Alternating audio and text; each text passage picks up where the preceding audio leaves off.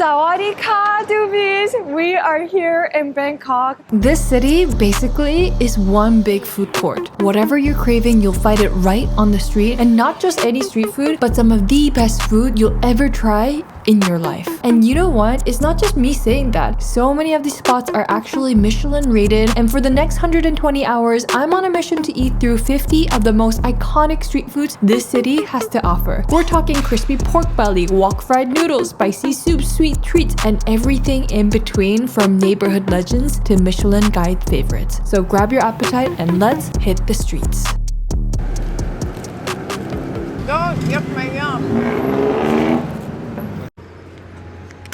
Good morning! It feels like the morning sun shines brighter in Bangkok. We're staying in Yaowarat, which is Bangkok's Chinatown, located in the southwest of the city center. The streets here are already wide awake, people watering their street-side gardens, vendors setting up shop, locals grabbing breakfast, but it's still early for me, and I need a strong cup of coffee to jolt my senses and fight the humid heat. We're getting a Thai iced coffee brewed in a Hario V60.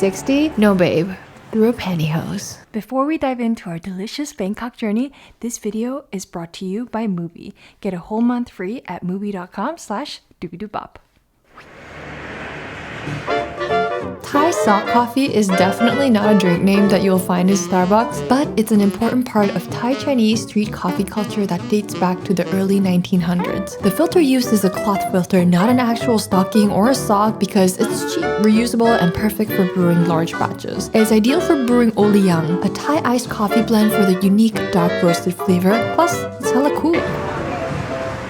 How do you like your coffee? Do you like a dark roast or a light roast? Floral notes? Acidity? No, I just like coffee in a stocking. And the perfect complement to our stocking pulled coffee is Kai Luk, a shot of soft-boiled eggs. He warms the glass first, then cracks in a perfectly runny 6-minute egg, making sure to scrape all the jello-y whites stuck on the shell. Then season with a nudge of white pepper and a touch of light soy. And there you have it, a shot of nature's morning protein shake, runny and warm, soft-boiled eggs served a la cup. Consistency is perfect. The place we went to in Singapore, it was a little bit overcooked, so it looked like 2 nipples before. But this is perfect. This is exactly how I want my eggs to be. Runny, silky, yolky. Just like something else I like. Too early. Too early. Coffee at Seng feels like stepping into a time machine. The world outside rushes past, but here you're sipping on a piece of Bangkok's history. And after a cup of coffee, we headed over for breakfast near Wat Trai Meat Temple for a bowl of jok at J Bok Kia pork porridge. Jok is a Thai-style rice porridge that traces its roots back to Cantonese congee. It's smoother in texture and served with tender pork meatballs, then served with a salted, soft-boiled duck egg or a funky century egg. For garnish, thinly sliced ginger and green onions add a fresh contrast. It's clearly a local favorite. Patrons sit outside at stainless steel tables sipping tea and savoring warm bowls of jok on a slow Sunday morning. I feel like porridge exists in all types of culture. You know, you have oatmeal. What is it called in Danish? Gol. And then in Korean, it's juk. It's soothing, it's easy, it fills you up. It's great for the mornings, especially when your stomach is not ready for a full meal of digestion. You know what I mean? I ordered the century egg and Kevin ordered the soft-boiled egg. I'm going to season it with a bit of light soy sauce and white pepper. On the side we have yo tiao, but here in Thailand they call it patongo. I want to like put it in as a topping. I'm gonna just put 3 on the side.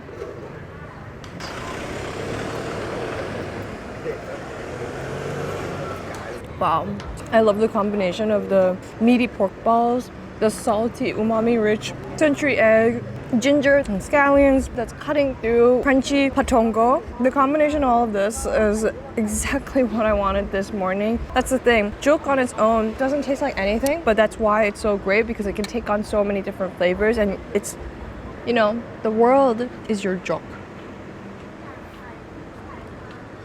And for those who are unfamiliar as to what century egg is, it's a preserved egg that's salted and it has kind of notes of Parmesan. It's a little bit stinky, but it packs a whole lot of umami. It's a great way to give rich depthness to dishes that can otherwise be a little bit too soft. We ordered some tea and I chose to get mine iced. I love this steel cup.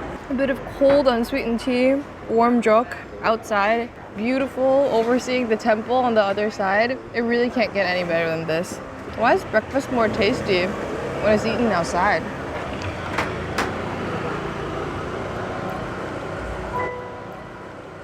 After a filling breakfast, we walked around the temple and explored the area. This is one of Bangkok's oldest districts filled with temples and traditional shops, but it's also changing. It follows you everywhere.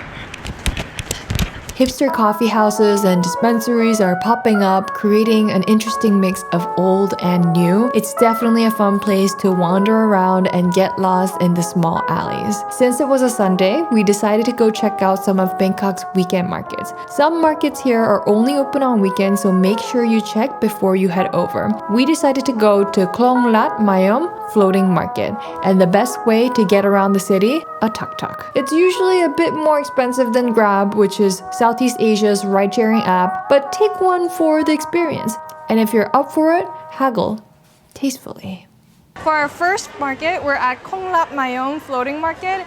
Game plan for this place is gonna be anything that catches our eye, we're gonna try, but we are going to do a preliminary round of just looking and perusing, because it's the best way to know. The floating market is home to hundreds of stalls offering everything from clothing, produce, and to an endless spread of street food. With so many tempting dishes, let your eyes and your appetite guide you. It's the perfect place to sample a variety of Thai flavors in one spot right next to the canal, the beating heart to the market.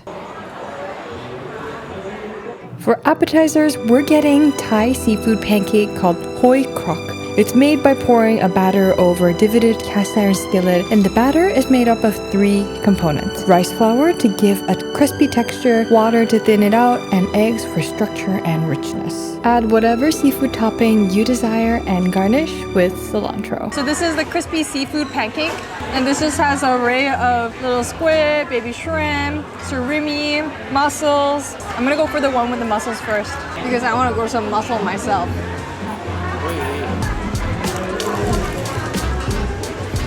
Super crispy batter, and as soon as the batter hits the oil, it almost balloons up, and that's why it gets all this like nice blister marks, and it's really crispy and crunchy.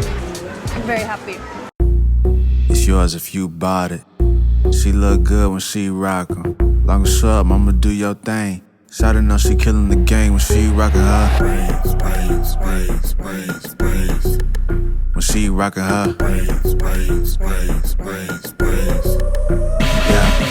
Cornrows crochet, got us some French braids. Jumbo box braids, micros been laid. You a work of art, girl, you set apart. See her tying up her hair with the satin scarf. Let's go. We have one of my favorite salads of all times. I sounded like Donald Trump just now. China, China, China. One of my most favorite salads of all times, Som Tum salad. So Som Tum is a young papaya salad, and what's very special about this salad is that it is pounded. When Sexy Red was talking about Pound Town, it was actually about Som Tum. Probably not. What makes it such an aromatic and flavorful dish is all in the process of pounding. It releases all the aroma and the oils and the lipids. When it's pounded, I don't know what it is. I should probably know because I went to food science. But it really does release all that aromas. The base of it is made with chili, fish sauce, sugar, lime juice, dried shrimp. You pound it along with the tomatoes and add the young papaya that's been shredded and lightly dressed. Top it off with peanut, and there you have Som Tum. The lady asked if I was gonna do 1 chili or 2 chili, and I was like, 2 chili. And then she was like, is this your first time in Thailand? And I was like, yeah. And she's like, 1 chili. Kevin always jokes that I have small dick energy when it comes to my spice tolerance. I'm like, yeah, give me like your spiciest jet fuel. I can handle everything, and then I end up just crying for the next 24 hours on the toilet. One chili som tam. Let's go. It's so crunchy, it's tangy, it's spicy, but I love the umami coming from the dehydrated shrimp as well as the fish sauce. The fusion between the lime juice and the sugar, it perfectly balances it out where you just keep on craving for more. I am so freaking glad that she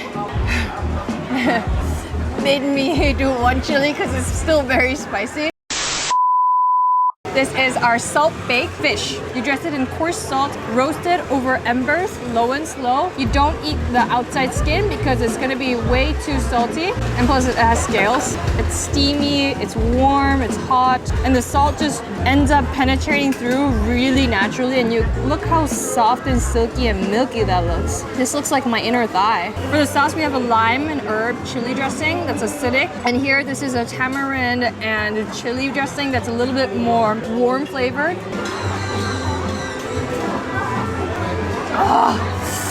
The thing about Thai chili that's different from Korean red chili is we're ostentatious. We're like red and we look super spicy, but when you actually taste us, we're just sweet and we're just a bunch of softies. But the thing with Thai chili is like, it looks so harmless and it's like, and then it just fucks you up. And then this one is a little bit more thick. It almost looks like mole. Surprisingly enough, this one is sweeter, more mild, still packs a punch, but the chili in it is more similar to pepperoncino. And you can see from the black speckles that it is charred to really bring out the sweetness and then pounded into hot sauce. Now I'm gonna try the fish. I'm gonna go with the lime dressing. I know previously I said that Chinese/Taiwanese style of steaming fish is superior, but in terms of the sauce game, I love Thai style steamed or grilled fish. And this salt bake is perfect because it kind of creates like an outer layer to protect the fish. You know, it kind of steams it from within in its juice. Perfect.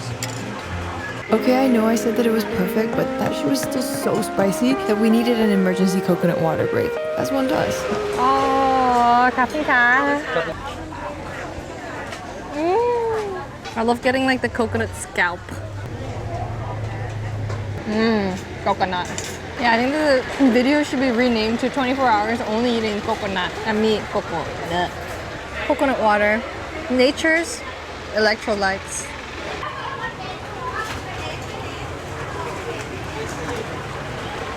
It's finally time for some dessert. More specifically, some coconut dessert. We're getting kanam tue, aka layered coconut pudding. It's comprised of 2 layers, the bottom layer flavored with pandan or taro and topped off with a salty coconut cream. It's the perfect marriage between sweet and salty. I really love the cover band playing in the background actually. So we got coconut rice pudding, got a taro flavor as well as a pandan flavor. So taro is a root vegetable that's commonly eaten in a lot of parts of Southeast Asia. And we also got the pandan. You can think of it as Southeast Asia's matcha. The coconut cream on top, it's decadent, it's creamy, it's rich, it's sweet. And the taro is thick and mushy. The last time I had pandan was actually in Jollibee when they had a pandan ice cream special. And that was good, that was real good. This one's salty. It's sweet and salty. 진짜 맛있어. Oh my god. I love the fact that the pandan is salty. Game changer. It even makes the coconut even more cocoa nuttier. It just aggrandizes all the flavors by 1.2 times. One of the best desserts I've tried. Now that we've had our midday dessert, let's go for a nice, calm boat ride around the market to look around the floating village.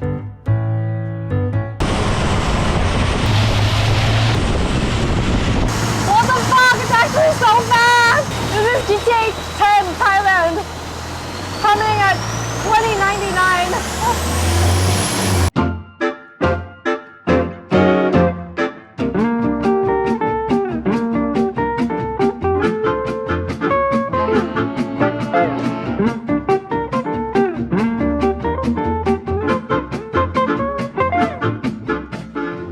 Honestly, that felt like I was on a banana boat, not a scenic river canal cruise, and that's gonna be my excuse for getting one more dessert. A grilled banana dessert smothered in coconut caramel sauce. This is called Kuay Ping. Different from the bananas that you see from school lunch, these are a variety of bananas called Kuay Namois that are short and starchy, making them perfect for grilling. Once roasted, they turn chewy, caramelized, and soak up all that rich coconut palm sugar sauce. Would I get back on that banana boat for another one? Absolutely. Grilled over embers, low and slow. And most importantly, what she does is she pounds the Saba bananas with the wooden panel to make sure to break down some of the fibers that the banana has. Texture is not like anything you can ever imagine. Coconut caramel, insanely good. So good. Nice coconutty aroma at the end, not too sweet, not sticky. It's more of a glaze. The bananas, honestly, has a texture more similar to bamboo shoots than the bananas that we know. A really nice bite to it, a little acidity. I love the fibrousness of it. It's definitely gonna help me poop tomorrow, so I like that.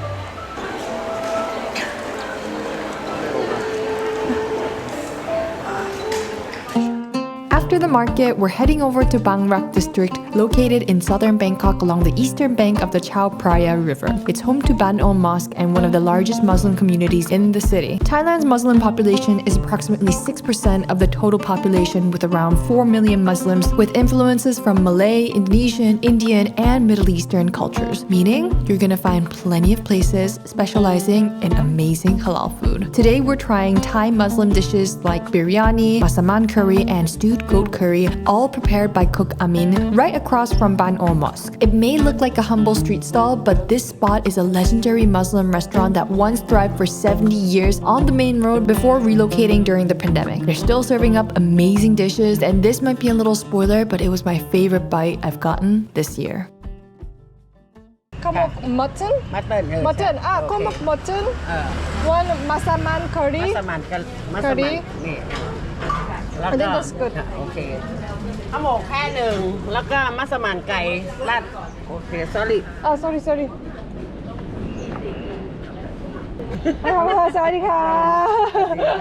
So here, the khao mok mutton version. So you can see, wow, look how beautifully cooked that is. And there's a butcher right next door. Look at that, it just falls off the bone. You want to see a nice, beautiful pink hue when it comes to braised meat because it means that it's been braised low and slow and to perfection. Wow. This looks so bomb. Mutton definitely sometimes has a tendency to be a little bit gamey and a little bit tough. Not a hint of gaminess, it's cooked to absolute perfection. Wow. What makes this biryani so special are all the sauces and accoutrements that come with it. This is a yogurt-based sauce with chopped onions, green onion, chili, lime juice, and sugar. And it is literally the perfect complement with the biryani. It cuts away some of that meatiness. That's the beauty of Thai cooking, is that it's so good with balance. Wow. So masaman curry is a dish that's influenced from the Malay Muslim dishes. Wow. Do you see this? This oil should be an art piece.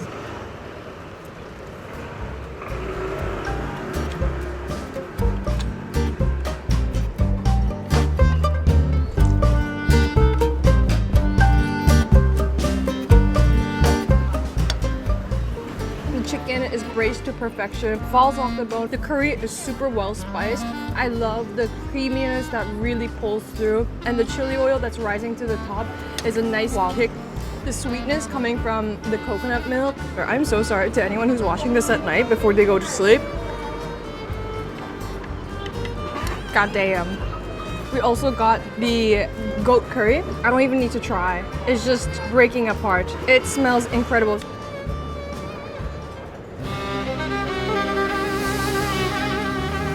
Two very different flavor profiles. If the masaman curry is more sweet and coconutty and creamy, this is much more meaty and gravy and thick and savory. You can really taste the aromatics being cooked down into a beautiful paste to make this thick goat curry over the biryani like this.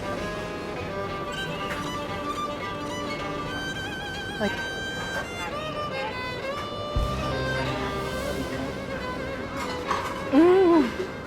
The mix of Indian kitchen with all the spices and the meat, as well as the Thai sauces, the merge of these two, it's like the apex of cooking, in my opinion.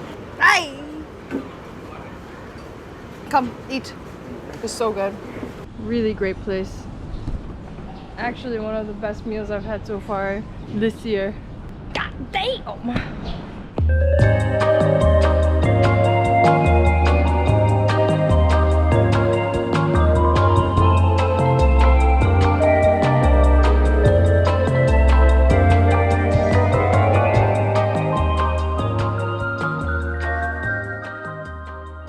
We've come to buy some kitchenware stuff. I am absolutely in love with these steel cups, so I'm copying a couple of them. It's something Kevin and I love to do whenever we travel, is visit these shops and take a few things that remind us of the food that we ate in the place. So we're also picking up some of these little plates.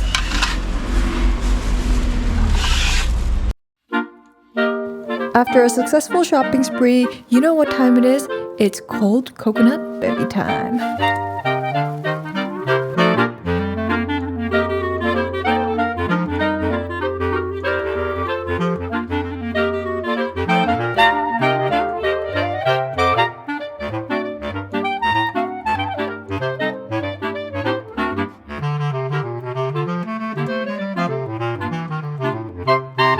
I knew when he was scraping off the fresh coconut meat, this was gonna be a bomb diggity coconut shake.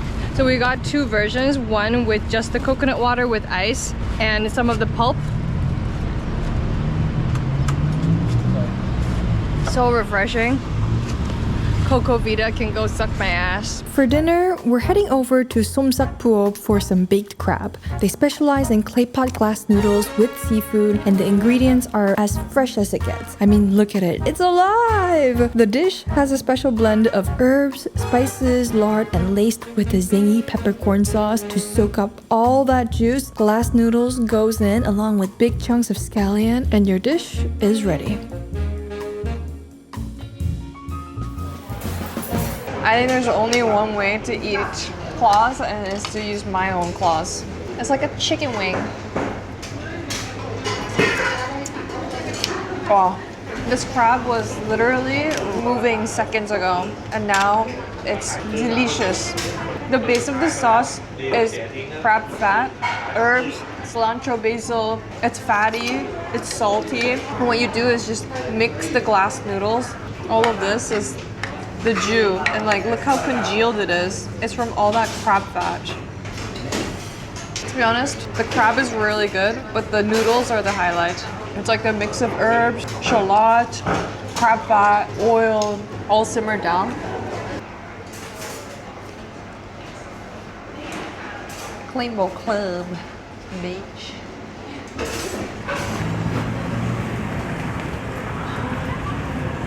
Yeah? How cute does my little Sailor Moon look? I swear I'm wearing pants. Don't let your imagination fool you. Okay, I'm gonna get a cold drink. Sawadee-ka!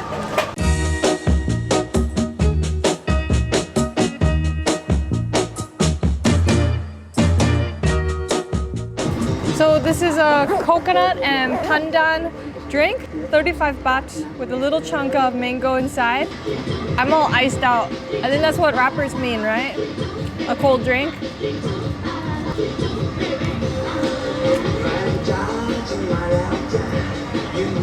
Refreshing, acidic. I love the little pandan jelly. You're probably sick of me saying this by now, but I fucking love coconut milk. It makes me loco nut.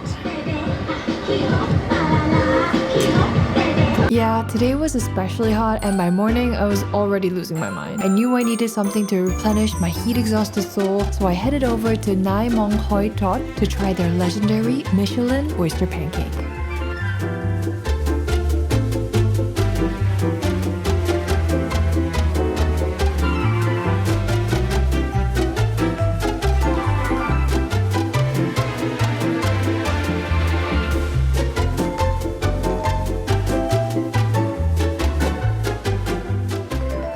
So we're at Nai Mong Hoi Krok, and this place has been on the Michelin Bib Gourmand list consistently for a couple of years. And the thing that people come here to eat is the crispy oysters omelette. So the last time we had oyster pancake was in Taiwan. This, however, very, very different is technique. So there it was like the oysters and then the batter, and then it was like the oyster was inside the pancake, but here egg is fried crispy, and then once it becomes this almost like cloud-like fried chicken-esque texture, you put it to the side and then you stir fry the oyster with scallions, oyster sauce, and it's like briefly cooked. I'm gonna try the oyster just on its own. This is what I'm talking about. So fresh. There's not an ounce of like sliminess. I love the fact that it's cooked separately and it also retains that crispiness more. Bomb diggity. So good. This like unlocks a different way of cooking eggs for me, and I'm never going back.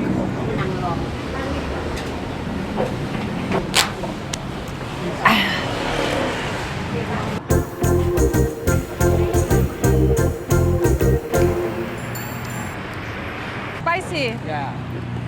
What is this? It's fish sauce chim. I want a little bit of shrimp and this. Yeah. Wow. Wow. You eat na? You eat na? Little na?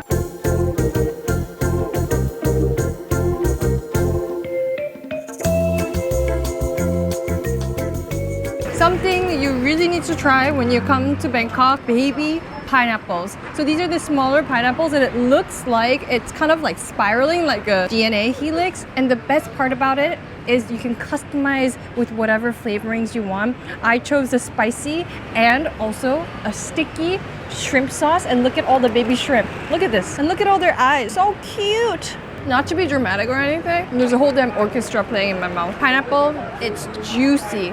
You add all these spices and shrimp. It's layers of flavors on top of each other, but the base of it, the pineapple, so good. And this is what makes it such a great bite, especially on such a hot summer day.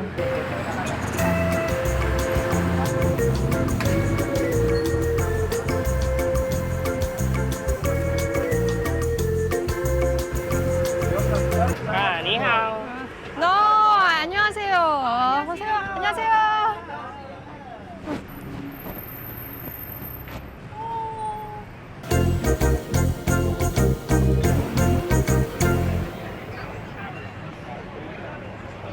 After weaving through the hectic, vibrant streets of Yaorat Road, we made our way to the historic center and found refuge at Romaninat Park to take a little break from the heat.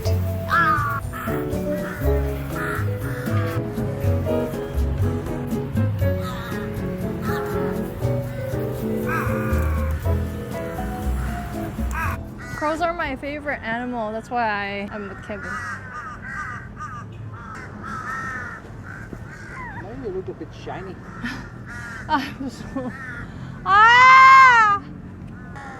I'm from Korea. I'm losing my mind. I need a Thai iced tea. No! That's it. Call me a witch because I manifested that instantly. What do you know? Right across from the park, there was a perfect stall selling all sorts of Thai iced teas. Wow. ขอบคุณค่ะ I was close to screaming if I didn't get a cold drink. Like this guy.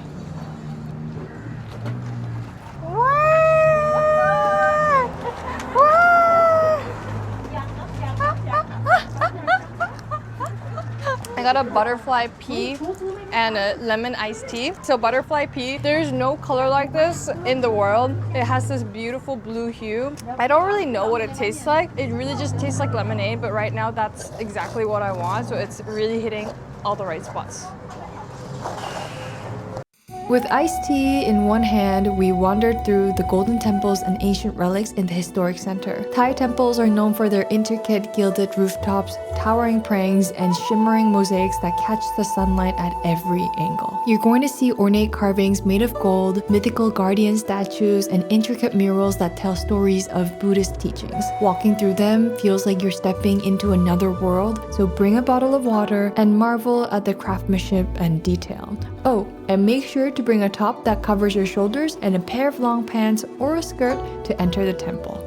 After wandering through the temple surrounded by breathtaking golden decorations, at some point they started to remind me of mangoes. I knew my body was signaling that it was finally time to try some mango sticky rice, so we made our way to Cape Panich, a legendary mango sticky rice shop near the Grand Palace, run by the Chiep Chulard family for almost 100 years. The process is simple. You order, get handed a ticket, and head across the road to a small waiting area. The wait, it's gonna feel like an eternity because your anticipation for mango sticky rice is very strong, and when the server finally calls your number, you're handed a rectangular cardboard plate, still warm to the touch. As you peel back the cover, you realize it's freshly steamed. Warm sticky rice.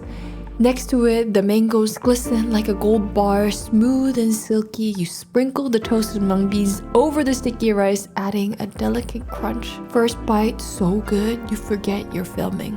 Momentarily, you're transported into another world, a world where you're sinking into a bed of warm sticky rice smothered in sweet coconut cream, with mango that looks like Frank Ocean singing, "Mango sticky rice, sweet rice." It's that good, and beloved by both locals and tourists for a reason. Got one more. I knew I was gonna regret it for the rest of my life if I didn't get one more. Row, row, row your boat gently down the noodle. We're gonna go get some boat noodle. Merrily, gently down the boat noodle. Boat noodles gets its name because they were originally served from boats along the canals. And back in the day, vendors would row small wooden boats along the canals and rivers, cooking and selling the noodles directly from the boat. And to make serving easier, they kept portions small since they had to pass the bowls to customers on land without spilling. Now, the tradition is maintained by having boat decorations and still serving in small bowls to honor the tradition. Boat noodle. I ordered one of the original boat noodle soup, and then the other one is a clear broth base. The reason why it's so dark in color is because it's flavored with blood. So the blood is acting kind of as a coagulant to kind of bind everything together, and it's what gives it kind of an irony rich taste. Per one bowl is only 15 baht, which is crazy. Actually, there's some tables over there ate like 15 bowls by himself. And these bowls are small because you can really pick and choose different toppings and options to be able to try a bunch of different flavors, and I like that.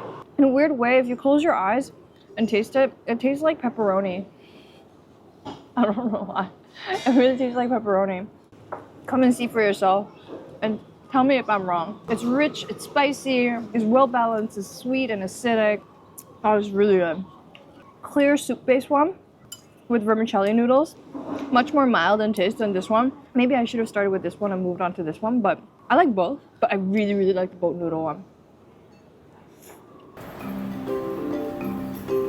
A food trip to Bangkok is a constant dance between savory and sweet. We just had a taste of rich, bold boat noodles, deep, meaty, and pizza-y. Now it's time for something sweet, creamy, and a little daring. Love it or fear it, there's only way to find out.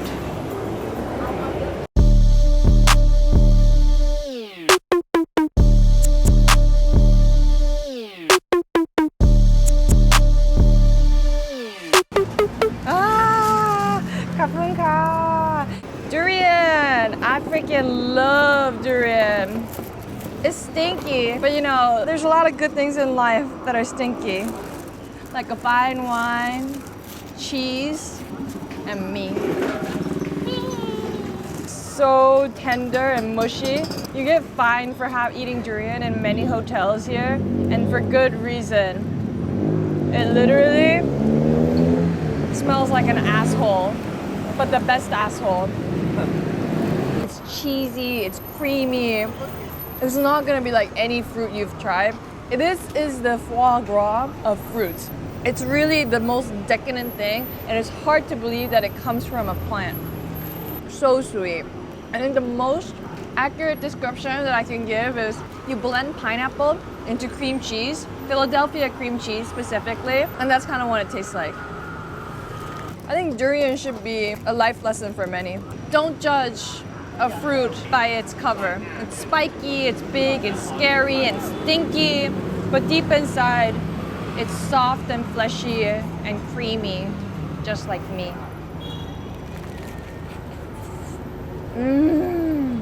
But just make sure you don't get on your clothes. That's no bueno. You're gonna smell like ass for the whole day. Go, yep, my yum. After a jam-packed day of temples and food, we headed back to the hotel for a quick recharge before dinner. But those boat noodles, they kickstarted our craving to slurp away even more, so we made our way to Somot Amon Mak Bridge for a bowl of yen ta pho. Yen ta pho is a Thai noodle soup also known as pink noodle soup, which gets its color from fermented red tofu sauce. When combined with the simmering pork broth, it gives a sweet and floral essence to the soup. It's not as well known as its glorified cousin, boat noodles, but yen ta pho is an unsung hero, a bowl loved by locals for its bold, tangy, and slightly funky kick. It may not get all the hype, but once you try it, you'll understand why it's a quiet favorite in Bangkok. So we ordered yen ta pho, and it's red noodles essentially, because if you look here, the noodles are red, and also the soup base. So the soup base, the color comes from fermented tofu. And when I was ordering, she asked, "You like spicy?" And I said, "I love spicy." And she said, "Okay." And I read some of the reviews, and it said that it's even spicy for some Thai people. So we'll see how this is. I actually didn't expect it to be so spicy. But it's not just spice, it's so flavorful that the beauty of this dish is, in like all Thai foods, the balance is so amazing. Has a little sweetness, and I love the crunch of the morning glory with the soft silky noodles as well as the crispy pork. And then this is the creamy version. Wow, look at that. You can see all the coconut fat rising to the top. Ah, my mouth is burning right now, but it's a good type of spice. So the base of this is the creamy tom yum, and it's topped up with shrimp. And to quote the second most famous Thai person, oh my god. Oh wow. The tom yum, eating outside in this vibe, it really can't get any better than this. I keep saying that. I need a new line. You know, all Koreans are like, yeah. I'm like, I've never eaten a chili that was spicy. And then they come to Thailand and then they just get fucked. Clean bowl crab. So spicy. I need to cool down, and I saw a bomb diggity mango smoothie stand in front, so we're gonna go get that. Done with dinner number one, but baby, it's only the appetizer.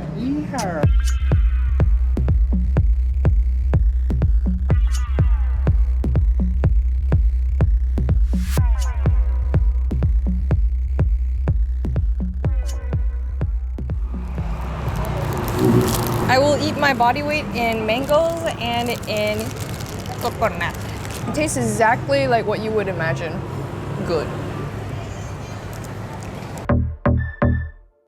After dinner numero uno, we made our way to Yaowarat Road, where Bangkok's biggest night market comes alive. It's hectic, packed, and buzzing with energy, but that's part of the charm. Locals and tourists weave through the crowd, all on the hunt for their next bite. And my second drink of the night is going to be Thai iced tea with cocoa.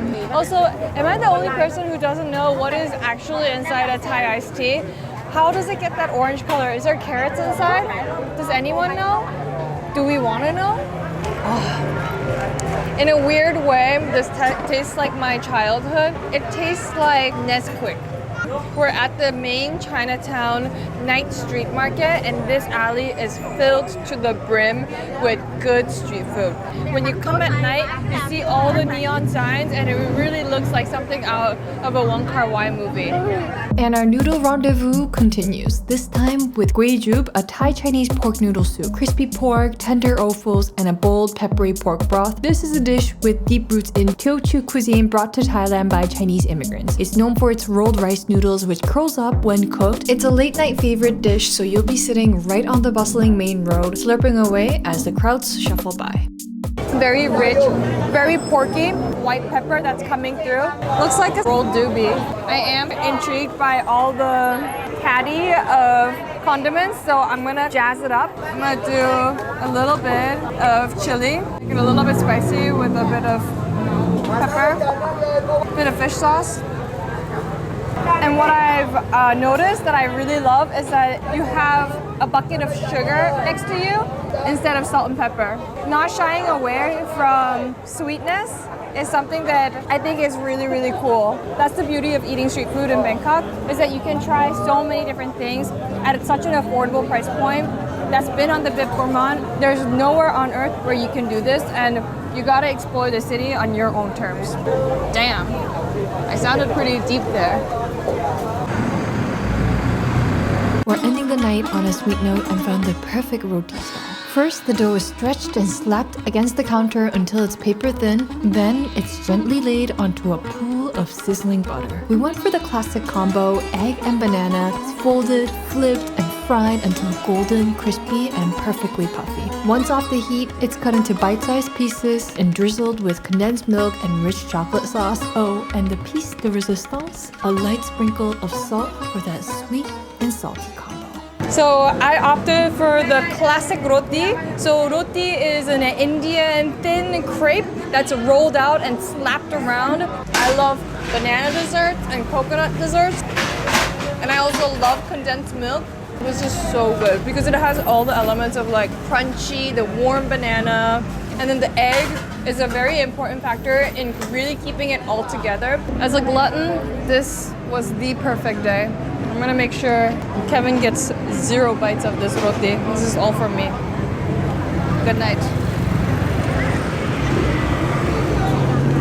Oh my god, this is so good.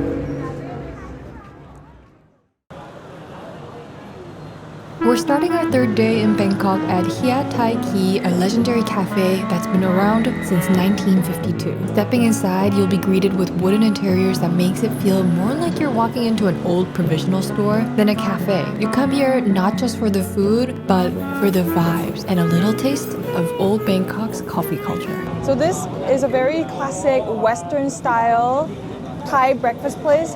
It feels like you've transported back 100 years. Looking at the intersection, watching carriages pass by instead of cars, this place has stayed the same while the world around it has changed. You can feel that this is a meeting ground for the local community to come and get some breakfast and some coffee and gossip a little bit.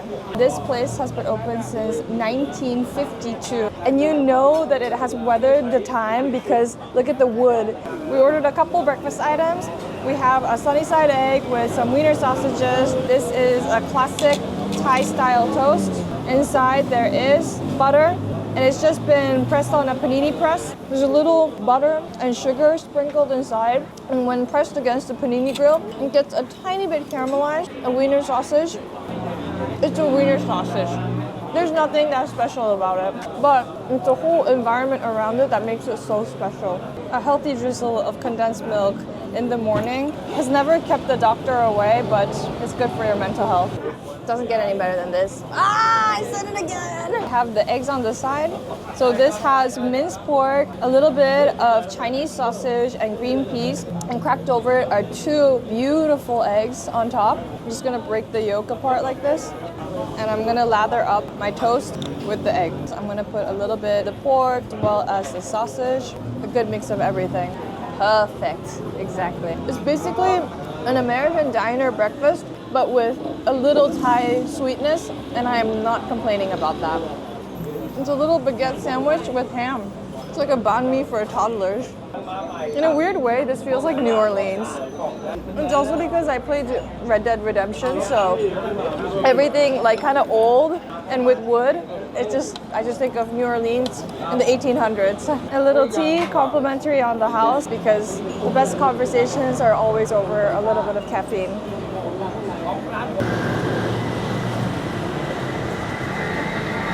I come from the Qing dynasty in peace to the kingdom of Thailand. I look for good food, good trade, and good bitches.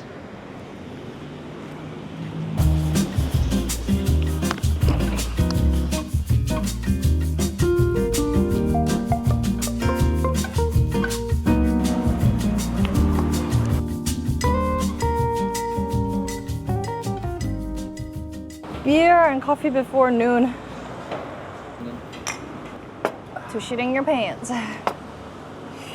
So this is a very local eatery right by a very busy road, and this place too has been consecutively on the Michelin guide since 2019, and it makes home-cooked Thai comfort meals. Here we have Phaeo, a spicy shrimp salad, and before I ordered, he asked if I could handle spice, and to that I said, "Are you kidding me? I'm Korean.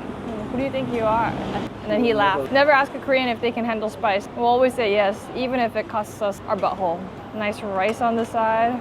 Then the Phaeo. Look at all the basil and the big chunks of chili in it. Spicy shrimp salad here as well. Look at all the herbs and the chili and the onion.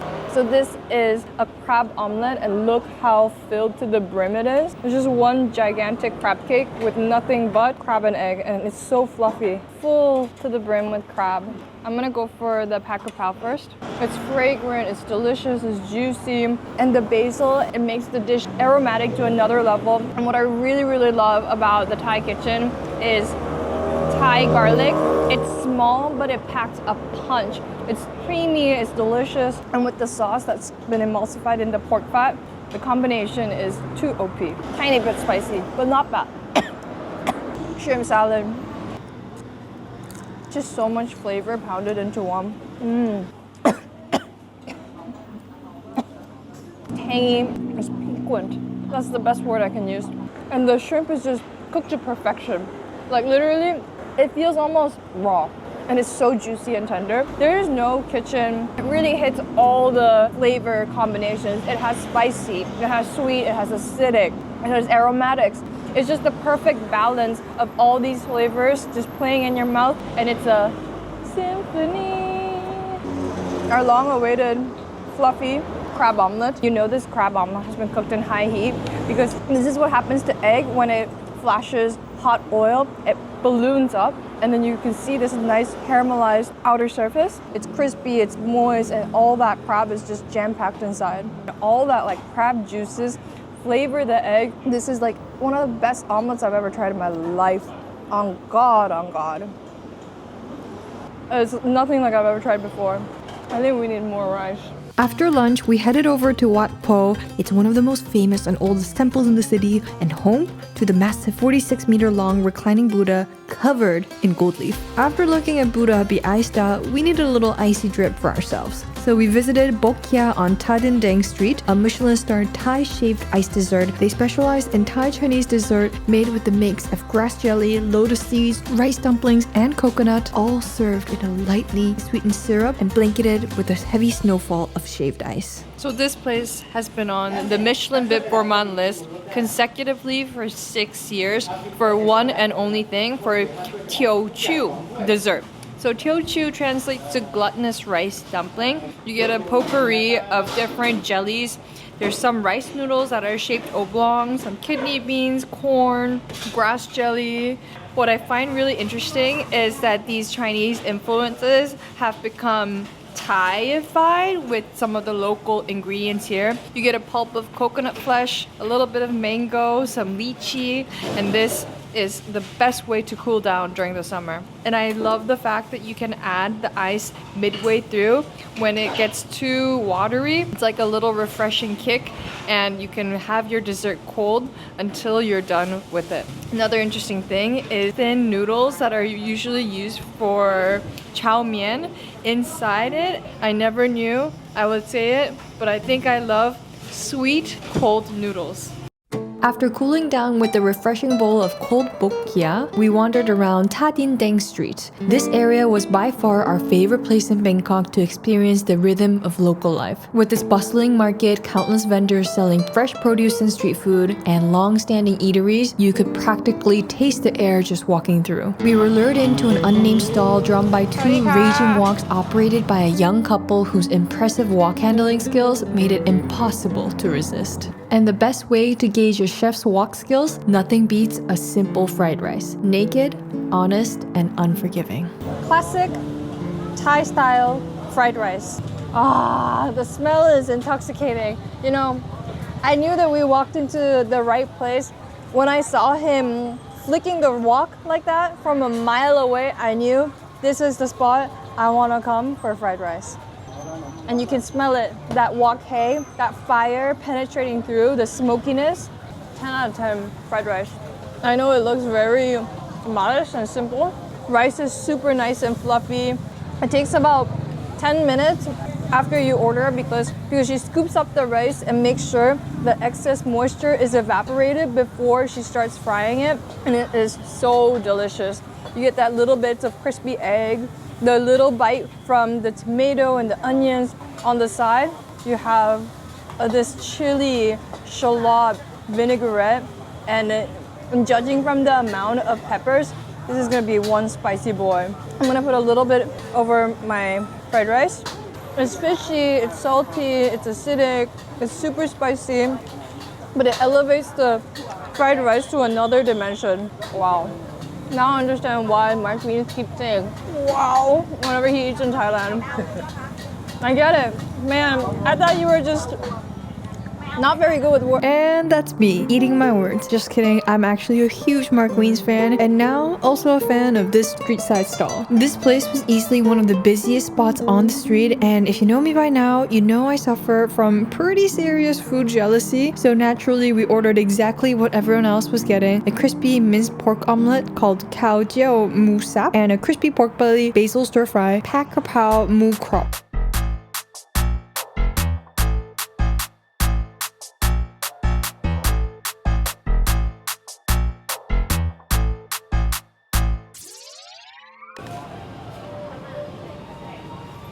That fried rice earlier was one of the best bites that we've gotten here so far, and I knew that I would regret it if I didn't order more, and especially these two dishes, everyone was ordering, so I got food jealousy and ordered more.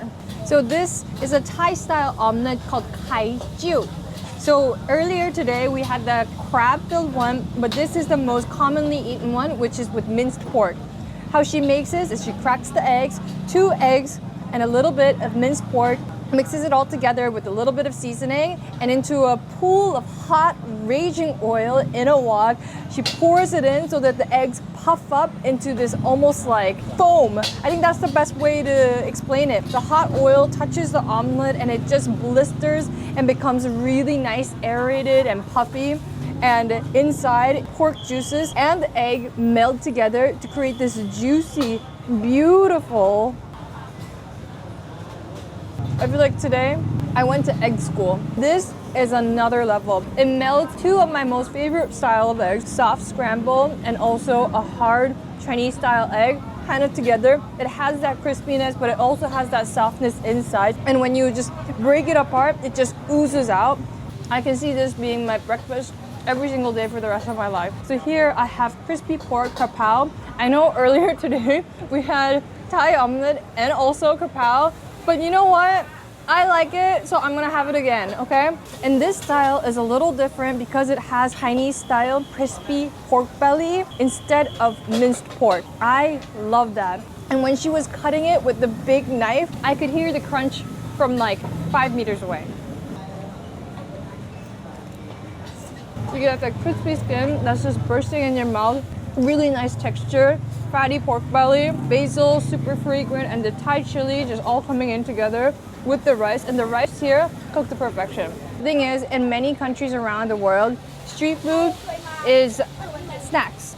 You can't get like a really proper, almost restaurant quality meal, but here it sometimes beats the restaurant quality. Not on any fancy particular list, no tourists coming in taking photos, but this to me is the essence of good Thai cooking.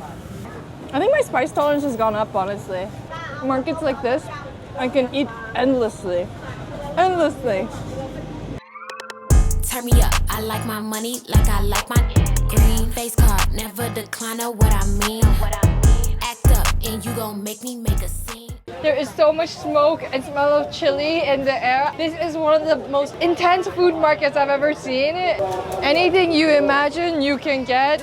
This is the market you need to come to, not Jot fairs. Okay, for context, we checked out Jot Fairs, another popular street food market with all the same touristy stuff, and honestly, it was kind of a letdown. Is it ballsy of me to trash talk a market a bunch of YouTubers go to? Maybe, but hey, that's why I made sure to grab 2 juicy fermented sausage balls for my next bite.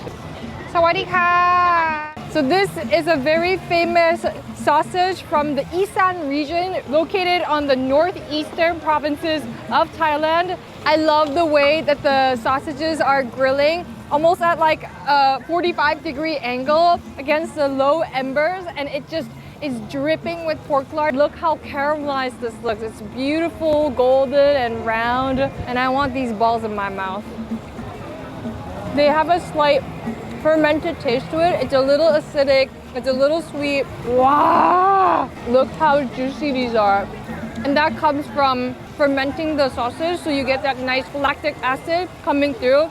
So it has a mixture of rice and glass noodles inside the pork. And look at all these big, beautiful fat caps. That's what you want to see in a sausage.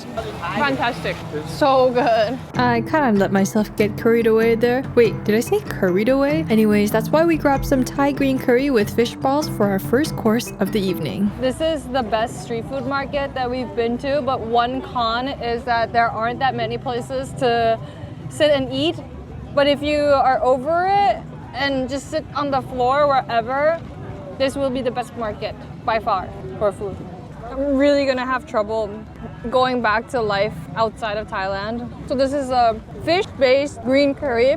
The ones on the top are fish balls, and the curry itself is so fragrant. Look at all the oil just rising to the top. I'm eating too much, but I'm like not even like close to being satisfied right now. I could be stuck in this food market matrix, never get out.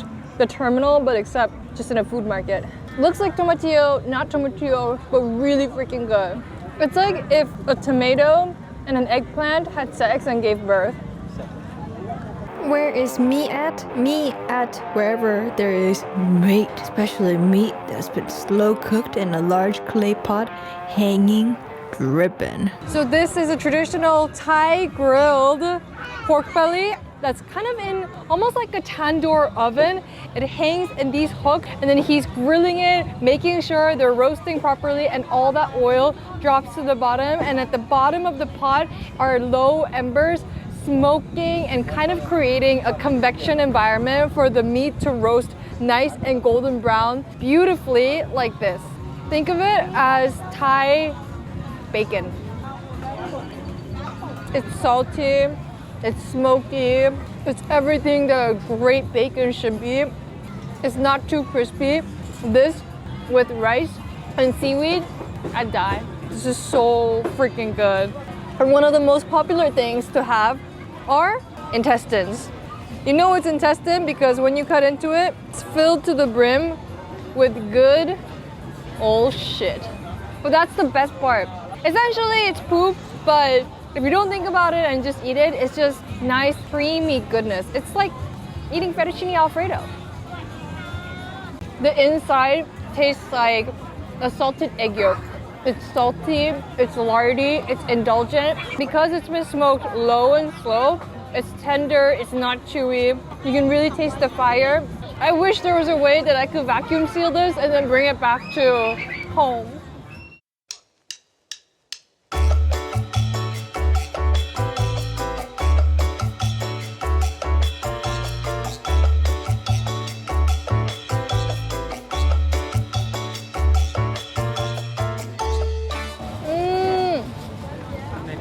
The key to eating a lot at these markets is you gotta balance between savory and sweet. Savory and sweet. You eat sweet and you're like, I could definitely do something a little savory. And then you eat savory and you're like, I could definitely end with something sweet. It's that perfect repetition. We were pretty lucky to catch the Chinese New Year festival in Thadindaeng. There were extra stalls, performances, and so much energy in the air. But honestly, even if you're not here during Lunar New Year, don't worry because there's always some kind of food festival or pop-up happening in Bangkok. Let's end the night with a little dessert because every great meal needs a sweet ending. I want something crispy and light but also fluffy and indulgent. Am I asking for too much? Probably. But we're in the streets of Thailand and they have exactly the dolce answer to my cravings. We're getting kanom buang, a crispy Thai coconut crepe filled with fluffy sweet meringue and topped off with golden egg yolk. So these are kanom buang. Kanom buang. And these are essentially Thai wafers. Inside it's filled with meringue and egg yolk. Super crunchy. It's sweet, it's crunchy. I could easily eat 100 of this in one sitting. That's dangerous. The way they're making this is so cool. There's like this little, almost like a dental, you know, like the dental mirrors. She dips the spoon into the batter and then creates a tiny little crepe. And then once the crepes have been cooked through, another girl just dabs on all the meringue pieces and then puts on the shredded egg yolk pieces on top. And then you just kind of scrape it so that it rolls into a taco. It's light, decadent, and super delicious. The thing is, this market is filled with things I've never ever seen before, and it is, I thought I knew food, but I don't know anything. If you're a foodie, you need to come here at least once. It's like the pilgrimage. It's a shock to your senses and your eyes.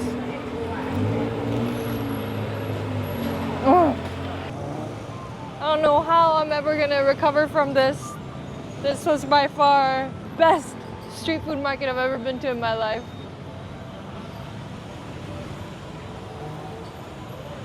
And just like that, another delicious day comes to an end. Sitting here in the back of this tuk-tuk, warm wind brushing against my skin, I'm thinking about all the amazing things we've tasted tonight. The sizzling woks, the buzz of the market, and the energy and smell is deeply ingrained in the folds of my brain. Bangkok has a way of making these moments feel like memories even as you're living them. Until tomorrow, Bangkok, I'm already dreaming of breakfast.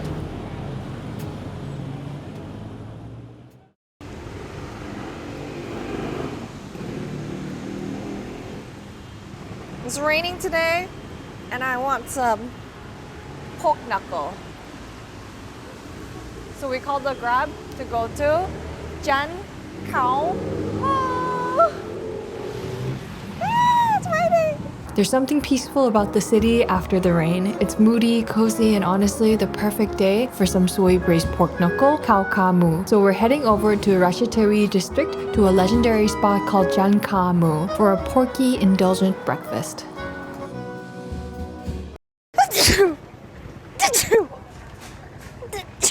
Because there are so many merchants in this area, there's a lot of street food stalls that have set up to feed all the people that are coming and buying or people who are selling, and a lot of great eateries in these small alleyways. Oh, banana fritters. I'm gonna get that for dessert.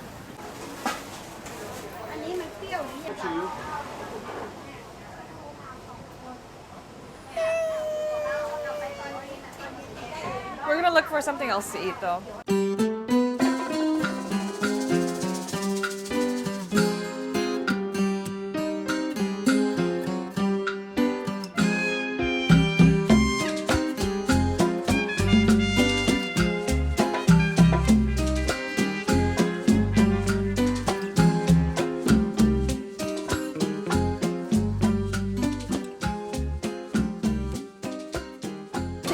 We didn't get the khao kha mu that we came here for. We got banana fritters. So it's bananas that's been cut into little slices and dressed in a coconut batter with sesame seeds. That's why you get these nice little speckles of coconut and also the sesame. This is like two of my most favorite things, like merged into one as a dessert.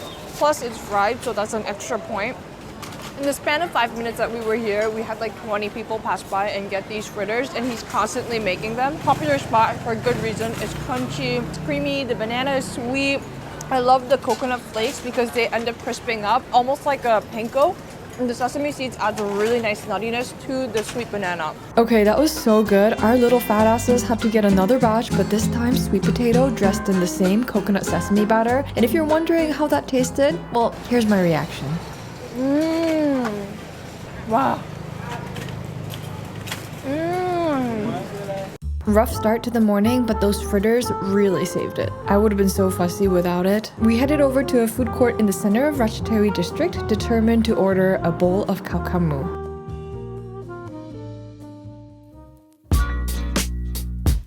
Khao kha mu has origins from the Teochew cuisine. If you saw my Kaohsiung video, we tried Chinese-style lu wei, and it's cooked in a similar technique. Pork leg braised low and slow in a mix of soy sauce, garlic, cinnamon, and warming spices. Over time, the dish evolved in Thailand to match local tastes. A little sweeter, more garlicky, and often paired with jasmine rice, pickled mustard greens, a boiled egg, with some of the braising liquid poured on top.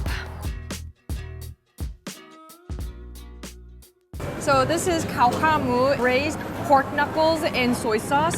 It's braised low and slow, so it gets nice and gelatinized like this. Essentially, it's like meat jello. It's falling off the bone. It's super tender, and then you put the braising liquid over on top. A good indication to know whether your pork knuckle has been braised properly is if it still retains a little bit of that pinkness. But low and slow like this, you can see all the beautiful grains and the slight pinkness to it. And this has all of that. And also a bit of the fat cap, because fat means flavor, baby.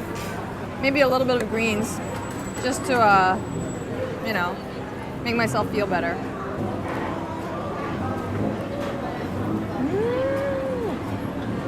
Literally, the fat cap just melts in your mouth. It's sweet, it's sticky, it's lardy, and the flavors of the pork knuckle explode in your mouth. And the braising liquid she puts on top is the creme de la creme. The rice is slightly dry, so it's perfect to really absorb all those juices. Wow, wow, wow, wow, wow. And on the side, I love this. You get a bowl of chili and garlic to kind of cut away some of the greasiness of the khao kha mu, because it can get pretty indulgent after a while. Wow! Wow!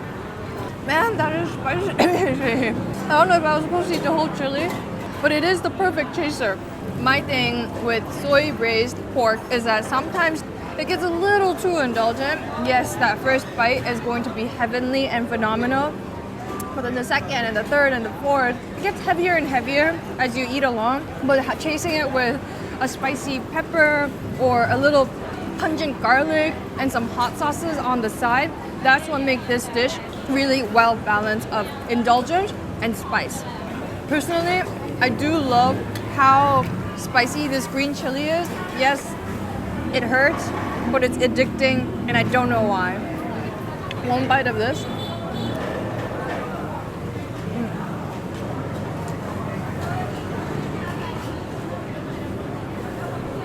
So good.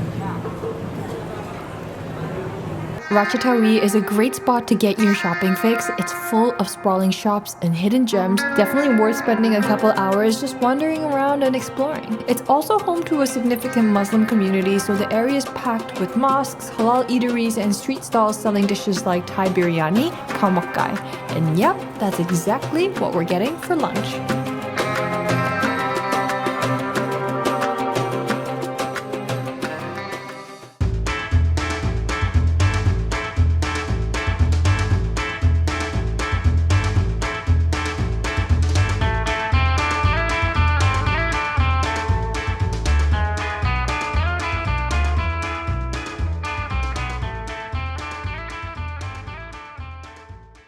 One of the most striking differences between an Indian biryani versus a Thai biryani is that the components come separately instead of baked in all together. It's almost like a mix of Hainanese chicken rice and biryani, and the color of the rice is this beautiful yellow, I'm assuming from turmeric, and it smells so fragrant. I love the crispy onions on the side and a little sweet glaze as well. You get a really nice turmeric and cumin note coming through, and a curry spice. That's why it gets this yellow sheen all over. Chicken's absolutely delicious. It's so juicy and moist, but the rice is the star of the show because it's so well flavored. I also got a little oxtail soup on the side. When she poured in the broth, it was milky white from all that bone emulsion. And then it's flavored with fish sauce, dried chili, lime, and scallions, along with really beautifully cooked pieces of the beef. A mix of this is honestly a match made in heaven because you get this really nice fragrant cumin, curry, spices coming through, and you get this nice punch of acidity and citrus notes from the other, and it has a more red spice. After lunch, you know what time it is? Dessert time! We're getting Nam Tao Hu Song Krung, which translates to soy milk with toppings. You can pick and choose your toppings. I went with the one the girls recommended. You'll usually find it at traditional dessert shops or soy milk stalls in the markets, eaten for breakfast or as a light dessert.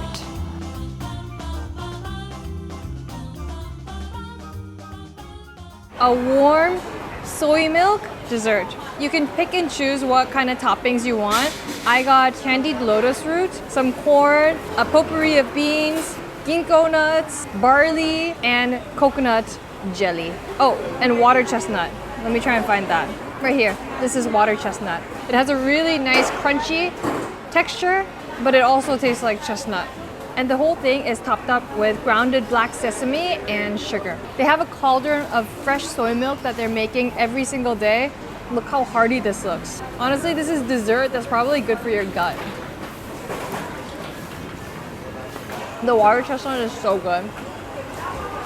Afterwards, we headed back towards Chinatown for a light dinner, one I'd been looking forward to the most on this entire Bangkok trip. Jai Rad Na Noodle. Tucked away on a bar-lined street, it's a humble roadside hawker stall known for making pat siu over charcoal. You can smell the smoky stir-fried noodles from a distance. The chef, carrying on his father's legacy, cooks with quiet focus, letting the marinated pork sizzle, adding in mustard greens, and finally thin egg noodles, finishing it all with a gentle drizzle of light soy sauce that creates that caramelized signature aroma. An egg gets cracked in and stirred through the noodles, not too much, just enough to coat everything, making the noodles springy, rich, and a little glossy, giving that perfect silky bite. Pat siu is probably my favorite thing to eat when I'm drunk. And this place is very conveniently located in the bar hopping district of Bangkok. It's the perfect place to come by when you're feeling the drunchies. But the way he's handling the wok is super pro. And the only way that he is controlling the heat is using the fan on the side of the charcoal oven. And the key to a good pat siu that doesn't stick and become all mushed up like one big gigantic ball. You want the individual strains of the noodle to be well coated, and that's exactly what this noodle is like. The texture element is very, very big here. But pat siu is more comforting and slurpable. This is really all about all the individual strains just slurping into your mouth. It's the best stir-fried noodles I've ever gotten in my life. I love how he uses the Corona bottles to be his soy sauce bottles. Super legit. Chinatown's true beauty comes out at night. With bright neon signs and glowing red and gold gates, it feels like you're walking through a movie set. And wafting through these neon-lit streets, the smell of freshly fried patongo. Oh, and of course, this being Thailand, this humble little stall, tucked right in front of 7-Eleven, is on the Michelin guide. Because in Bangkok, greatness often comes in the most unexpected places. If New Orleans has beignets and Thailand has patongo, and Patongo Savoy is also a Michelin Bib Gourmand place that's been operating in Chinatown since a while. I don't know everything, okay?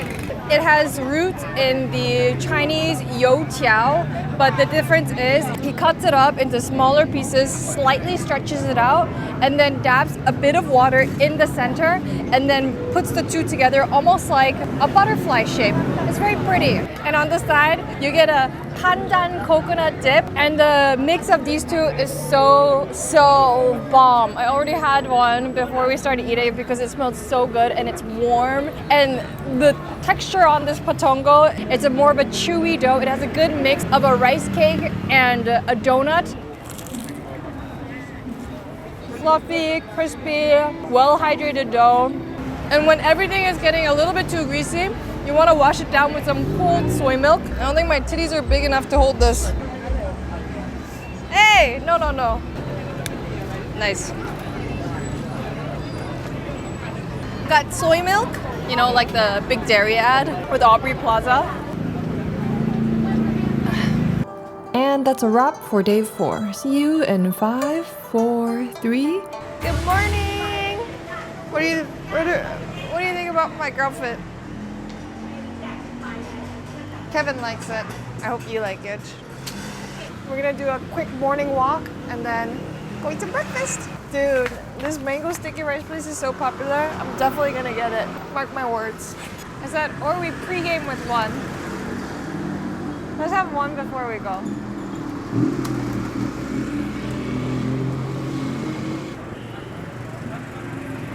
Let's walk through the morning market to see if there's any good grubs. There's so much going on, smells, colors, textures, the buzz of locals picking up groceries and grabbing breakfast on the go. But what caught our eye was a lady pushing a cart full of bamboo tubes. She's selling khao lam, a traditional Thai dessert made of sticky rice mixed with coconut milk, sugar, and sometimes black beans or taro, then stuffed into bamboo and slow roasted over charcoal. The bamboo gives it a light, earthy aroma, and once it's cooked, you peel it open like a little gift to reveal the sweet, sticky goodness inside. Classic me getting sidetracked into a morning market and ending up with not one, but 3 sticky rices. Let's go to a nearby park and do a little pre-game breakfast.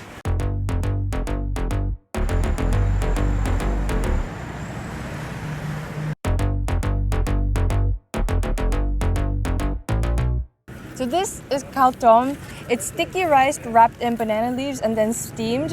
Inside there's salted egg yolk, some chicken, dry shiitake, water chestnuts. It's a very sticky and gooey texture. It's a very, very nice breakfast thing. So this is sticky rice steamed inside bamboo, as you can see on this side. You open it up like this. And here it is. It smells really nice. This is sweet coconut sticky rice grilled inside bamboo. That's exactly what I was looking for. Thing is, nothing tops coconut desserts for me. Like coconut desserts, always at the top. Give me a little rice, honey, I'm sold. Wow. The aroma of the bamboo and the sweet coconut milk with like the little bites of bean. If you ever see a lady passing by with bamboo sticky rice inside, grab her and get 10 of these. Oh god, oh my god. Kevin, you better hurry. This was Kevin's favorite bite from Bangkok, Jack's chicken and rice. Jack's a big Oasis fan, and like most Oasis fans, he's a little sentimental. Whether it's about music or food, the attention to detail shows. He makes one of the best khao man gai I've ever had, Thailand's take on Hainanese chicken rice with tender poached chicken served over rice that's cooked in garlicky chicken fat infused broth. We also ordered the roasted version, which had a beautiful smoky char on the outside, and of course, it comes with a light, fragrant chicken soup to tie it all together. The rice is so beautiful. You want to have the color be a little golden brown because it means that it's been cooked in that schmaltz, you know, this chicken fat and the juices. And this is glistening and looking gorgeous. A little bit of the perfectly steamed chicken on top. Wow. And on the side you have the chicken broth soup with a little bit of the radish. It's gentle, it's nuanced. The chicken is perfectly steamed, like it's so juicy and tender. When I put it in my mouth, it literally just disappears. I don't know where it goes. I'm gonna try it with a little bit of the housemate's hot sauce on the side, a good drizzle. It's one of the best bites we've gotten so far here in Bangkok, and we've been getting really good food. This is a dish that has roots in the Hainanese style of chicken rice. The way it's prepared is incredibly similar. I would say that the Thai take on this is more of the sauces that you put onto the side. Look at the skin. It looks beautifully golden brown. The pairing of these two hot sauces are phenomenal. It is so good. This is a dish that you should definitely try when you come visit Thailand. And right next door to Jack's is his sister's Mu Ping skewer stall, a family recipe passed down from their father. Mu Ping is a Thai-style grilled pork skewer marinated in a mix of garlic, soy sauce, palm sugar, and coconut milk for that tender, juicy bite. It's grilled over blazing charcoal embers, and the smoke hits you like a warm, meaty hug. Each skewer gets brushed with a sticky, sweet chili glaze that caramelizes perfectly, creating those crispy, charred edges. Mu Ping with sticky rice. The way she glazes it, pulls it out, taps some of the excess, and then just slams it onto the grill. She's so cool. And then it's sprinkled with crushed peanut and a good sprinkle of crunchy garlic. So a very classic combination to have Mu Ping is to have it with sticky rice. This is the sticky rice flavored with butterfly pea, and the aroma is really, really nice. Ah, look at this. I love this ratio of meat to peanut. More nuts, more better. So mupeng is a grilled pork skewer and it's dunked in a sweet chili sauce. That's why it gets that really nice caramelized glaze and that almost burnt marsh. It has a really nice charcoal smell because everything is grilled over charcoal. Wow. Riverside, pretty close to the palace and right in front of the beautiful park. This is the best location with such amazing food. It's also right next to Jay's Chicken, so it's a really great little market. There's not that many places, but it's a place that all the locals come and bring food. It's probably the good things that are here in this tiny little strip. The Ongang Canal is one of Bangkok's oldest canals, lined with local shops, colorful buildings, and a mix of old world charm and street art. It's lush, vibrant, and a perfect place to just wander around and get a little lost. It was a hot, steamy day after the rain, so we decided to head a bit further from the inner city to Talat Phlu. Craving something cold, we made our way to Ni Ang Ice Cream, famous for their unique specialty, coconut ice cream topped with raw egg yolk. This is the most insane ice cream preparation I've ever seen. You get a coconut ice cream and she breaks one egg and then gets the egg yolk, puts it inside the ice cream mixture and she mixes it to make sure that the yellow streaks, that's all egg yolk. After she's done mixing it, she scoops it up and then tops it off with another egg yolk. And look at this. Egg yolk with coconut ice cream is a combination that I never thought I would have in 2025. But we're in Bangkok, babe, so we're having it. Look at how gooey and ooey that is. I love the yellow streaks inside the coconut ice cream. This is truly special. It's rich, it's coconutty. You get that intense egg yolk coming through. Whoa, this is one of the most wildest flavor combinations I've ever had in my life. It's so rich and indulgent. I love it. I actually love how the raw egg yolk, it kind of almost crystallizes into almost like a jelly-like texture because it's so cold and because of the high fat content, it gets nice and chewy. That's so beautiful. After cooling down, it suddenly dawned on us that, wait, we haven't had any satay yet? And did you really come to Thailand if you didn't have any satay? You wanna know something? Satay makes me sachet. That's it. We're getting mousse satay, aka pork marinated in coconut milk, turmeric, and curry spices, grilled up tender and served with a creamy peanut sauce and relish on the side. Compared to the mupeng that we tried earlier in the day, which is sweeter and smokier, pork satay is more aromatic, slightly sweet, and lightly spiced with yellow curry undertones. And if you ask me which one I like better, I'm gonna be honest with you, I think I like satay more because of the sauce, man. The sauce. It's super peanutty and beany, bit of sweetness and also that oiliness that comes from the peanuts itself. A big dip of the sauce and a little chili and onion to chase it down. Meat out and grill. Simple, yet it hits all the fucking time. And we also have a piece of grilled bread. That's what I'm gonna do. I'm gonna have a little bit of the satay, like this. Take a bite. And the bread, also a good dip. OMG. Give me 100 right now. Right now. Give me 100. Can you do it? Probably. That's the scary part. I don't know why. Toasted bread is also so good. It's the sauce. It's crack. This one is the lean version. The marinade, they tenderize it in coconut milk, and it makes the meat so soft and supple. Kapunka! I'm back in my comfort zone, aka the market, to pick up a very interesting snack, Luk Chup. Inspired by Portuguese marzipan techniques brought over in the 1600s, Luk Chup is a Thai dessert made from sweetened mung bean paste shaped into miniature fruits and vegetables, and dipped in a clear agar jelly for that glossy, hyper-realistic finish. They're almost too cute to eat. Almost. Traditionally eaten during special celebrations, these little treats symbolize prosperity and good luck, and they taste just as sweet as they look. For dinner, we're meeting up with my Thai friend Bo, who is a food photographer in Bangkok. When she asked us what we wanted to eat, I sheepishly said Pad Thai because funnily enough, that was the one food that we didn't try yet, so she took us to Cowboy Pad Thai.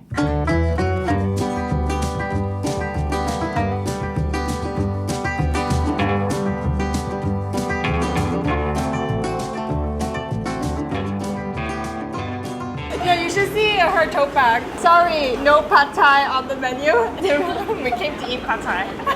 So Bo was actually saying that it used to be a cart, right? Yeah, he used to be outside, just like cooking by himself. And then it expanded into a restaurant. Yeah, he went viral on TikTok. On my 2025 list of, I took Doobie Doobab to eat pad thai in I was fully aware, being like, oh, can we come eat a pad thai? Was like, like it could really come off like good or bad. Why the fuck is it the most famous dish out of Thailand? You think? They did really good marketing. Really good marketing. Yeah.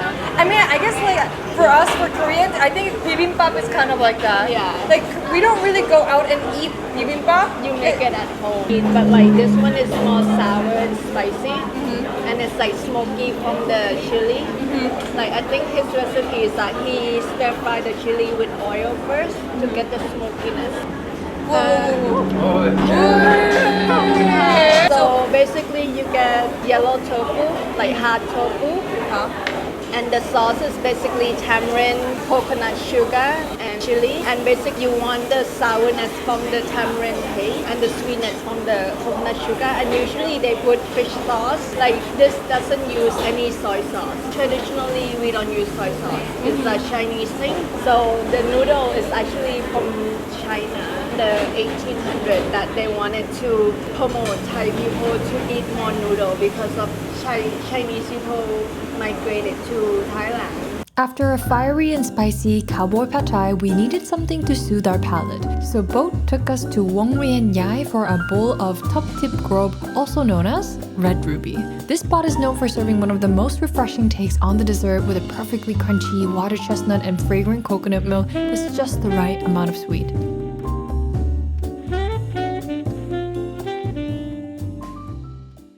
Water chestnut and then wrapped around in like tapioca paste, and the little noodle is basically tapioca with like, And then it's coconut. and it's coconut milk and like coconut sugar syrup or like syrup with pandan. So it's called like red ruby, that's the name, but like it's supposed to be pomegranate. So like instead of pomegranate, it's like chestnut And the tapioca. and the tapioca to pretend to be a pomegranate. And you don't like that. I don't like things that pretend to be other things. This is not the opinion of all Thai people. This is just Bo. Funny you should say that because we have a little present for her then. This is mung bean paste, so it's like cooked down dal, like the yellow bean, and with sugar and coconut, and then you make it into shape of fruit, and then you dip it in gelatin, and then you paint it. I usually peel it, and I don't eat the mung bean. I just eat the gelatin. Oh yeah? I actually like that. We were like, how, this is so delicately made. It took me like 5 hours to make them. Oh, you've made them before? Wow, the aromas. Aromas, Mark Wings. we just quote him all the time. Oh my god! Wow! So spicy.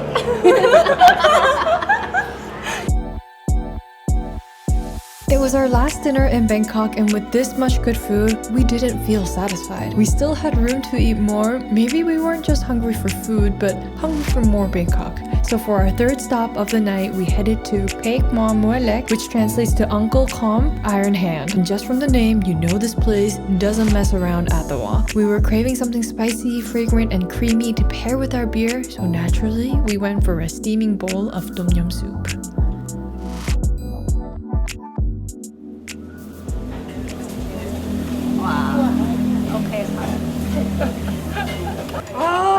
Our first tom yum. We were actually joking earlier that Boat is hanging out with us, and then when people ask her, "Oh, what did you do with bibimbap?" "Oh, we ate pad thai and tom yum." Two of the most stereotypical Thai dishes. Yes. What makes a real tom yum? Lemongrass, galangal, kaffir, so chili paste. It has like fried shallot, fried shrimp, and also sometimes it has the shrimp paste. Yeah, and then there's like roasted chili and palm sugar. So then you just like continuously like stirring it until all the essential oil come out instead of pouring hot oil into it. Wow, this is so good. Oh, wow! This is actually just the Mark Wien's fan account. I love how the coconut and everything is emulsified together, but what makes this tom yum really special is all of the aromatics. So this is coriander root. And we were talking earlier about how coriander root, white pepper, and garlic are the three trifecta of Thai cooking. The root is more earthy. It has like a deeper flavor to it. So what is this? This is we call it gachade or water mimosa. It grows like morning glory, but the texture is more like asparagus. It is Kind of like asparagus in terms of like when you go to the toilet, you will still smell it. it's very good. Very, very good. A special thanks to Bo. You can find her on Instagram at Bo Cooks. She's a wonderful photographer and cook, and she occasionally does pop-ups and guided food tours around Bangkok. It was such a special way to spend our final night in the city, sharing good food with somebody so passionate about food and just the cutest. Because at the end of the day, that's what food is all about. Good food is even better with special people. Good night, Bangkok. Okay. One last bite before we head out to the airport to go to Chiang Mai, our next destination. I fulfilled my wish. One more mango sticky rice. I was gonna be so sad if I didn't get another one. And this is a big locals favorite in this neighborhood. You'll see from the background that there's just gonna be a constant stream of people who are either getting it for takeaway or ordering by the kilo. So this is toasted mung bean, not peanuts. Thank you for the person who corrected me on Instagram DM. Okay. It's the perfect bite. Creaminess from the coconut, the tart acidity from the mango. My wish is fulfilled.